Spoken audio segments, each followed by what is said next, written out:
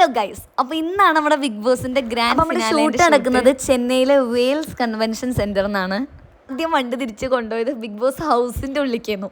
അവിടേക്കുള്ള എൻട്രൻസിൻ്റെ അവിടെ നമ്മൾ ആദ്യം കയറിയുന്നത്. പിന്നെയാണ് അവർ പറഞ്ഞത് ഹൗസാണ്, ഇവിടെയല്ല, അതിൻ്റെ അപ്പുറത്തായിട്ടാണ് ഷോൻ്റെ എല്ലാ കാര്യങ്ങളും നടക്കുന്നത് എന്ന്. അപ്പോൾ നമ്മളവിടെ ചെന്നപ്പോൾ ആദ്യം ഉണ്ടായിരുന്നൊരു പ്രൊസീജിയർ എന്താണെന്ന് വെച്ച് കഴിഞ്ഞാൽ നമ്മളെ 3 പേര് ഒരു ഫോട്ടോ എടുത്തു, എന്നിട്ട് നമ്മുടെ ഏജൊക്കെ എഴുതി വെച്ചു, പിന്നെ നമ്മുടെ ഇൻസ്റ്റാഗ്രാം ID അങ്ങനത്തെ കാര്യങ്ങളൊക്കെ നമ്മളൊരു പേപ്പറിൽ എഴുതി കൊടുക്കണമായിരുന്നു.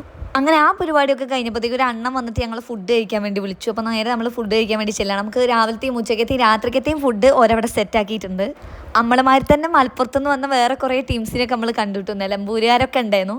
അപ്പോൾ രാവിലത്തെ ഫുഡ് അത്ര കുഴപ്പമൊന്നും ഉണ്ടായിരുന്നില്ല, കഴിക്കായിരുന്നു, നല്ല രസമുണ്ടായിരുന്നു.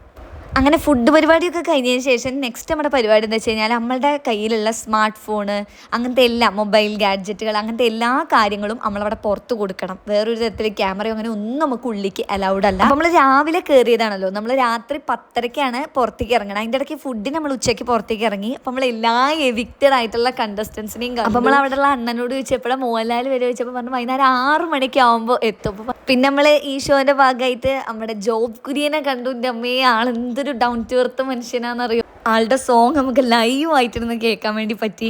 അതിനേക്കാളും ഞങ്ങൾ ഞെട്ടിപ്പോയത് എന്താണെന്ന് വെച്ച് കഴിഞ്ഞാൽ നമ്മുടെ ചിത്രാമ്മേൻ്റെ പാട്ട് ഞങ്ങൾക്ക് ലൈവായിട്ട് കേൾക്കാൻ പറ്റിയെന്നില്ല. കാരണം ചിത്രാമ്മ വരുന്നുണ്ട്, അല്ലെങ്കിൽ സ്റ്റാർ സിംഗേഴ്സ് വരുന്നുണ്ട് നമുക്ക് അറിയണ്ടായിരുന്നില്ല. പെട്ടെന്ന് നോക്കുമ്പോൾ ചിത്രാമ്മ അവിടെ നിന്ന് പാവം അങ്ങനെ നടന്നു വരുന്നത്. അപ്പോൾ ഞങ്ങൾ ശരിക്കും ഞെട്ടിപ്പോയി. ലാലേട്ടനും ചിത്രാമ്മയൊക്കെ കൂടെ ഒരേ ഫ്രെയിമിൽ, അത് നേരിട്ട് കാണാൻ പറ്റും നമ്മൾ ഒട്ടും കരുതിയതല്ല. അപ്പോഴത്തേക്കും നമ്മുടെ കിളിയൊക്കെ ഏകദേശം എല്ലാം പറന്നുപോയി.